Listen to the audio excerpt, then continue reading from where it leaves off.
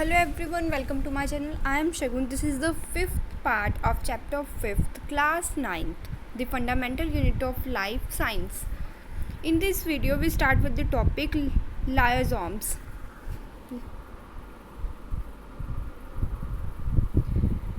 Structurally, lysosomes are membrane bounded scabs filled with digestive enzymes. ये एक membrane bounded scabs होते हैं जो fill होते हैं digestive enzymes से. These enzymes are made by RER. ये enzymes RER से बने होते हैं. Lysosomes are a kind of waste disposal system of cell. ये एक waste disposal system की तरह होता है cell में. These help to keep the cell clean. ये जो सेल होता है उसको साफ़ सुथरा रखने में हेल्प करता है. बाय डाइजेस्टिंग कैसे हेल्प करता है? ये डाइजेस्ट करता है फॉरेन मटेरियल्स, मतलब जो बाहर से मटेरियल्स आए होते हैं सेल के अंदर, उनको foreign materials enter in the cell, जैसे कि बैक्टीरिया हो गया, कोई फूड हो गया, फिर ओल्ड ऑर्गेनेलिज हो गया, ये एंड करता है लाइजोसोम्स इसे, इन सब को, फॉरेन मटेरियल्स को, which break down substance into simpler substance. Lysosomes are able to do this. ये ऐसा क्यों कर सकते हैं? क्योंकि they contain powerful digestive enzymes. इनके पास एक पावरफुल डाइजेस्टिव एंजाइम्स होते हैं जो कैपेबल होते हैं ब्रेकिंग डाउन ऑर्गेनिक मटेरियल्स को ब्रेक डाउन करने के. During the disturbance in cellular metabolism for example when cell gets, अगर इसमें जो सेल है वो डैमेज हो जाए तो लाइजोसोम्स होते हैं वो ब्रस्ट हो जाते हैं, और जो एंजाइम होते हैं वो अपने ही सेल को डाइजेस्ट कर लेते हैं.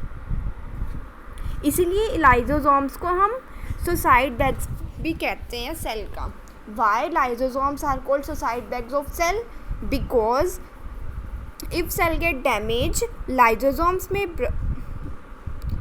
when the cell get damaged, lysosomes may burst and the enzyme digest their own cell. जब सेल डैमेज हो जाता है तो फिर जो लाइजोसोम होता है वो ब्रस्ट हो जाता है, और जो एंजाइम होता है वो अपनी सेल को डाइजेस्ट करता है, इसलिए हम इसे सुसाइड बैग कहते हैं. Structurally, lysosomes are membrane bounded scab filled with digestive enzymes. These enzymes are made by RER. ये मैंने आपको पहले बताया था. Now come to mitochondria.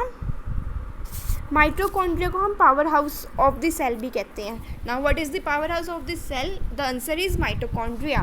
The energy required for various chemical activities need for life is. अब जो energy required होती है हमें केमिकल एक्टिविटीज़ को हमारी बॉडी के अंदर, वो रिलीज़ करता है माइटोकॉन्ड्रिया. और किसकी फॉर्म में रिलीज़ करता है? ATP means adenosine triphosphate. ये ATP की फुल फॉर्म होती है. ATP को हम ATP is also known as energy currency of the cell.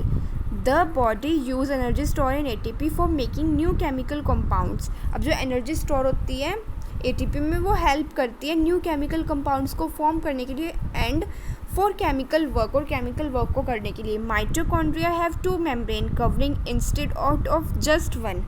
Mitochondria की 2 मेम्ब्रेन होती है जिसमें से एक कवर होती है. The other membrane is very porous. जो दूसरी मेम्ब्रेन होती है वो बहुत ज़्यादा पोरस होती है, वाइल दी इनर, और जो इनर मेम्ब्रेन होती है वो डीपली फोल्ड हुई होती है. These folds create a large surface area for ATP generating chemical reaction. और ये फोल्ड क्रिएट एक लार्ज सरफेस एरिया क्रिएट कर देती है मेम्ब्रेन जो उनसे फोल्ड होती है for ATP generating chemical reactions. Mitochondria are strange organelle in the sense and they have their own DNA. इनका अपना DNA होता है, राइजोसोम्स होते हैं. Therefore mitochondria are able to make some of their own proteins. इसलिए जो माइटोकॉन्ड्रिया वो अपने खुद के प्रोटीन्स बना सकता है. Now plastids present in, जो प्लास्टिड्स होती हैं वो सिर्फ प्लांट सेल में प्रेजेंट होती है. These are 2 type of plastids, क्रोमोप्लास्टेट and लियोकोप्लास्टेट. क्रोमोप्लास्टेट होते हैं वो कलर्ड होती हैं, और दूसरी वाली जो लियोकोप्लास्टेट हैं वो वाइट और कलरलेस प्लास्टेट हम उसे बोलते हैं. Plastid containing the pigment chlorophyll are known as chloroplast. ये क्लोरोफिल पिगमेंट को कंटेन करते हैं, जिसे हम बोलते हैं क्लोरोप्लास्ट. जो क्लोरोप्लास्ट है इम्पॉर्टेंट होता है फोटोसिंथेसिस के लिए प्लांट्स के अंदर. Chloroplast also contain various yellow और ऑरेंज, ये येलो और ऑरेंज पिगमेंट भी कंटेन करते हैं क्लोरोफिल के साथ। Leucoplasts are primary organelles in which material such as starch oil. अब जो ल्यूकोप्लास्ट होते हैं उसमें ये सब मटेरियल जैसे स्टार्च ऑयल, प्रोटीन्स, ग्रैन्यूल्स, ये सब स्टोर होते हैं।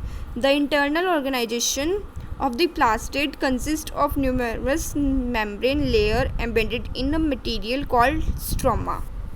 अब जो इंटरनल ऑर्गेनाइजेशन होती है प्लास्टिड्स की, उस कंसिस्ट ऑफ, उसमें न्यूमेरियस नंबर ऑफ लेयर्स होती हैं मटेरियल में, उसे हम बोलते हैं stroma.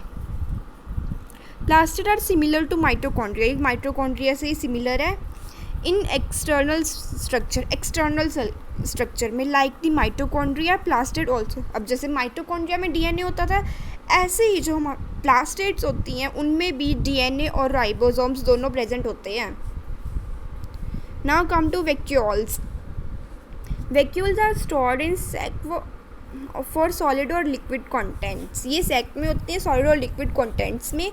Vacuoles are small size in animals, जो वैक्यूल्स हैं उनका स्मॉल साइज होता है एनिमल्स में, एनिमल सेल में, और जो प्लांट सेल होते हैं उसमें उनका लार्ज साइज होता है।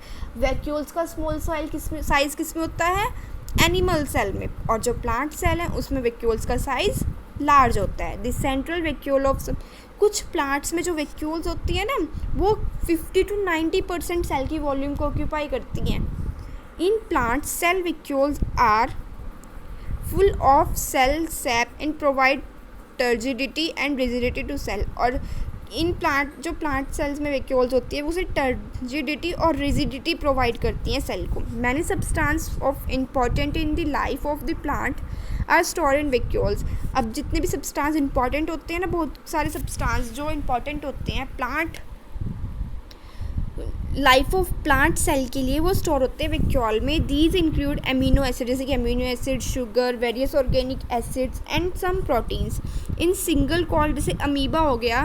The food vacuoles contain the food items that amoeba has consumed. जो फूड वैक्यूल्स होते हैं वो फूड आइटम को कंज्यूम करते हैं जो जिसे अमीबा कंज्यूम करता है। In some unicellular organism specially vacuoles also play important role in expelling excess water. और जो जैसे कि हमारे पास हैं यूनिसेलुलर ऑर्गेनिजम्स हैं, उसमें जो वैक्यूल्स होती हैं स्पेशलाइज्ड वैक्यूल्स, वो इम्पॉर्टेंट रोल प्ले करती हैं एक्सेस वाटर को एक्सपेलिंग करने में, और सम वेस्ट ऑफ सेल, मतलब इसे बाहर निकालने में हेल्प करती हैं एक्सेस वाटर को, और जो वेस्ट होता है सेल का, सेल में जो वेस्ट होता है उसको। Now come to last paragraph. Each cell thus acquired its structure and ability to function। अब हर सेल का जो स्ट्रक्चर है उसका एक स्ट्रक्चर है, हर सेल का एक स्ट्रक्चर होता है और उसकी एबिलिटी होती है फंक्शन को परफॉर्म करने की। ऐसा क्यों होता है? Because of the organisations of its membrane and organelles, क्योंकि उसमें जो मेम्ब्रेन होती है उनकी और जो ऑर्गेनेलीज होती हैं उनकी वजह से ये पॉसिबल होता है कि उसका अलग स्ट्रक्चर होता है और उनकी जो फंक्शन वो कर रहे हैं उनको एबिलिटी मिलती है फंक्शन परफॉर्म करने के लिए। The cell thus have a basic structure organisation, इसलिए जो सेल है उसकी एक बेसिक स्ट्रक्चर ऑर्गेनाइजेशन होती है जो उसे हेल्प करती है फंक्शन में, जैसे रेस्पिरेशन हो गया, ऑब्टेनिंग न्यूट्रिएंट्स हो गया, क्लीनिंग ऑफ वेस्ट मटेरियल हो गया, फॉर्मिंग न्यू प्रोटीन्स हो गया। इसलिए हम कह सकते हैं जो सेल है वो एक fundamental structure unit of living organism है। और हम ये भी बोल सकते हैं कि it is also the basic fundamental unit of life. अब इस लाइन के साथ आपका ये चैप्टर फिनिश हो गया है। अब इसके क्वेश्चन आंसर्स हम इससे नेक्स्ट वीडियो में करेंगे। Thank you.